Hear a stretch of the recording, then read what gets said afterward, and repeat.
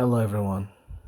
On today's podcast episode, I'm going to talk about how things are explained. There are two concepts of how people explain things and how the world as a whole is understood.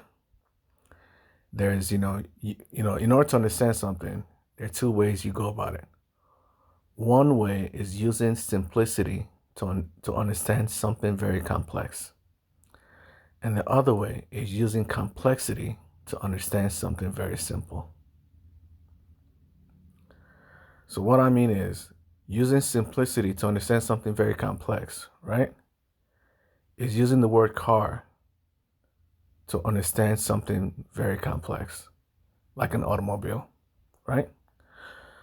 When if you have a child, right, and you want to explain a car to them, do you come about that? Do you try to explain the car from the scientific point of view, or are you trying to make it as simple as possible for the child to understand? Do you tell your child, oh, a car is an automobile with an engine, right? That can either run on diesel or gas. And gasoline is actually this chemical compound, X, Y, and Z. And diesel is actually this chemical compound, Y, Z, and X, right? And, not only does it have, an engine, it also has a radiator, you know, it has a steering wheel. It has this. It has that. The steering wheel's makeup, some steering wheels are made of iron, and some steering wheels are made of different metals. Some steering wheels have a cover. Do you explain a car that is very complex using a scientific point of view, or do you explain it using the most simple terms possible? When you explain a car to your child, right? Like a 5 year old, a 3 year old, 2 year old, you say something, you try to make it as simple as possible. You use simplicity to explain something very complex, a car, right?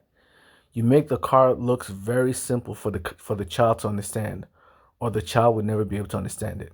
Am I not right? you know so when you explain a car to a child, you just tell them a car is something you drive. It has a steering wheel, you drive it. It takes you from point A to point B, and it has tires. It runs on fuel, and that's all you need to know. You know, and then when the child grows up, and then when the child wants to buy a car, then you tell them, okay, you can buy a car with fuel, or you can buy a car that runs on diesel. You can buy a car that has an infotainment system, or a car that doesn't have an infotainment system. The very, all the complex parts of a car, you never explain it to your child, unless you want your child to become, an engineer, a car engineer, an automobile engineer, right? Or a mechanic, a car mechanic, auto mechanic, that's what I call it. So you use simplicity to explain something very complex. That's one method of explanation. And that's also one method of understanding how the world works. You use simplicity to understand something very complex. The other method I'm talking about is use complexity to explain something very simple, right? A car, in layman's term, is, most people think a car is very simple, right?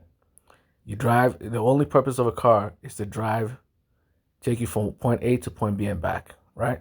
It has wheels, it has tires, it has an engine, it runs on, either fuel or diesel, either gas or diesel, right? Or electric. These not now we have electric cars. So a car from a point of view is very simple. For most people, they never think about cars as something very complex, right? So from one point of view, a car is very simple. But from the point of view of a scientist, right? In order for a scientist to explain a car to its students, right? The scientist has to use a complex method. It can't use the simple method anymore, right? Although a car appears simple, a scientist cannot explain a car using simple methods. It has to use complexity in order to explain something very simple. So in order for an engineer, an automobile engineer, to teach his students, It has to use what? Complexity to explain a simple car. It has to talk about the odometers. It has to talk about the VIN numbers, how VIN numbers are created. It has to talk about, how the wheel is created, how the infotainment system is created, the know-how of all these things, how the engine works, how the properties, the makeup of the engine, the metals that create the engine, how, it's made, what chemicals, what chemicals are used to create the engine. By chemicals, I mean, like the periodic table of elements, like what elements are used to create the engine, what type of metal the engine is, and all these complex things about the car, the paints, the chemical makeup of the paint, what type of paint it is, for an automobile engineer, they have to explain the car using complex terms. Otherwise, it's impossible to create the car. If you want to recreate that car, it is impossible to recreate the car unless, its creator explains the car using complexity. Although the car appears simple, right? The creator or scientist has to use complexity in order to explain it. That way it can be recreated. They'll make it so complex that the car no longer, appears to be a car anymore, but an extremely complicated and complex object. Just like a rock. From one point of view, from a normal person's point of view, right? A rock is very simple. We know what a rock is, right? It's dirt, hardened dirt. That's what you call a rock, hardened dirt. But from a geologist's point of view, from a scientist's point of view, a rock isn't just a rock. A rock is something very, very complex. There's so many different types of rocks. They're gems, they're crystals. There are so many different types of rocks. Some rocks are primarily made out of sulfur and all these, sulfuric elements. Some rocks are made out of calcium. Some rocks are made out of salt. Some rocks are made out of diamonds. Some rocks are made out of, iron. Some rocks are made out of, lead, copper. There's so many different elements, to a rock that, a rock is also very complex when you look at it. From a normal person's, perspective, a rock is very simple. But from a scientist's point of view, a rock is also very, very complex. So if you want to explain a rock to a normal person, right, you use simplicity to explain the complex rock. You say this is a rock. And you tell it what a rock is, the basic properties of a rock. But when you want to explain a rock to a geologist or someone you want to become a geologist in the future, you use complexity to explain what he already knows. That simple rock that he knows will no longer be just a rock, but an object composed of many different elements. Iron, sulfur, lead. A rock turns from being a simple rock into a complex object filled with many different atoms. Many different compounds, to the point where the rock becomes something so complex you're capable of, understanding it. So when you try to explain things, you either have to use use simplicity to explain complexity, or use complexity to explain simplicity. And this ties into the Bible because God is a very complex being. The world as a whole is very, very complex. History as a whole is very, very complex. The details of the Bible as a whole is very, very complex. But because the world is so complex, for a normal person to understand it, you have to use the Bible was created for everyone to understand. It wasn't created just for scientists. Just like a book, most books aren't created for scientists. So people use simplicity to explain complexity. They use the method of simplicity to explain complexity by dumbing it down so everybody can understand it. When someone carries a gun, they just write gun. Whether it's a rifle or what type of gun is it, we usually don't know. Why? Because when you start to talk about all the the the complex parts of a weapon, a gun, you lose the you just get so sidetracked by the complex weapon, right? The complex makeup of the weapon, that you forget the whole story altogether. So when you're telling a story, or when you're trying to explain something to someone, the best method is to make it as simple as possible for most people to understand, especially when you want to explain things to most of the world. If you want to explain things to the rest of the world, most of the world don't even, can't even read and write. So in order to explain things to most of the, the most of the uneducated world, right? You have to use simplicity to explain complexity. You have to make things as simple as possible. That way, everybody in the world can understand it. At least most people in the world can understand it. And once they understand it, they can slowly teach it to their kids and their elderly. People whose mind are fully developed, or whose mind are getting too old to fully understand what's going on. You have to use simplicity to understand complexity. You have to use simple terms to understand the complex world that we live in. And that's how the Bible teaches. The Bible uses simple terms, right, to explain the complex world that we're in. While scientists use complex words, complex terms, they make the world as complex as possible. That way you can understand, every detail. That way you can recreate it. Science, the purpose of science is to teach, to the very, to make things as clear as possible. So it has to be very complex. It has to be, broken down into so many different steps. And the steps also have to be broken down into further steps and further steps and further steps to become an extremely complex process. But because it's extremely complex, it makes it very hard to understand. But once you understand it, it's easier for you to recreate it. That's the purpose of science. To make, that's the purpose of teaching. That's the purpose of schools. To, to first make things that are complex simple. At the beginning, at the beginning of school, right?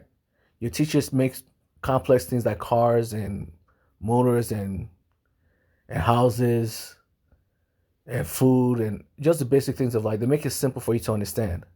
But as you get older and older, they slowly turn it into a complex process. Life, something that, when you're young, they tell you this is a living thing, this is not a living thing. A rock is not alive, a human being is alive. This is a cat, this is a dog, right?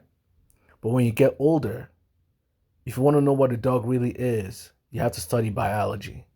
Biology would turn something as simple as a dog into a very complex organism that has emotions, feelings, that has cell membranes, cell structures, DNA, atoms, brain cells, organs, and it'll turn a dog that is so simple for you to understand into something extremely complex. While the Bible does the equal and opposite. Science as a whole try to make the world, try to explain the world to you in a complex method that we can fully understand every single aspect of it. While the Bible as a whole, because of that, let me go back to science again. Because science is so complex, right? It's hard for most people to understand it. Because science is so, mind-bogglingly complex. Most people will not be able to understand science unless it is dumbed down. It is turned from its complexity into something simple for people to understand. So the majority of the world will never be able to fully understand what a dog truly is, in the complex form of it. But they can understand what a dog is in this, in the simple aspect of it. We know what a dog is, but we don't really truly know what a dog is. The dog, because the dogs, an organism called the dog is filled with so many cells, and it's more complex than you think it is. Because it's more complex, it's hard for us to fully understand it. And because it's hard for us to fully understand it, most people would never believe that science is even real. There's so many people in this world who do not believe anything about science. Why? Because science is way too complex. Because science is so complex, many people would think, it's pseudoscience. It's fake. People are just making things up. Some of these scientists, many of all these scientists are just liars. Yes, there are people out there who believe all of science because it's so complex. It's just filled with lies. There's not a single ounce of truth in science. There are people like that in this world. But the reason why they have that, thought in their head is because science is too complex for them to understand. So in order for people to understand what science really is, you have to dumb it down. You have to make it simple. You have to turn complexity into something very simple for everyone to understand. And that's what the Bible does. The Bible turns the complex world that we live in into something very simple for everyone to understand. It turns, complex creatures like God and angels and the devils. It turns them into simple concepts that we can understand. But the truth is, these creatures, these beings are far more complex than our minds can possibly imagine. And because they're far more complex than our minds can possibly imagine, just like, many people think scientists are liars and it's all fake. Many people think these things are fake as well. Many people think God is fake because they can't comprehend what omnipresence is. Many people cannot comprehend the word omnipresent. They don't even know that the word omnipresent automatically, implies omnipotence and omniscient. They're incapable of realizing that word itself, omnipresent, means omnipotent and omniscient at the same time. Because they can't comprehend the complexity of what omnipresent is, they automatically assume that God isn't real. Because the concept of God is too complex for them. They're incapable of understanding it. And that's why the Bible teaches it, using simplicity. It makes the complex thing being called God, called Yahweh, something far more complex than the word God itself, something far more complex than God and devil, into something simple as God.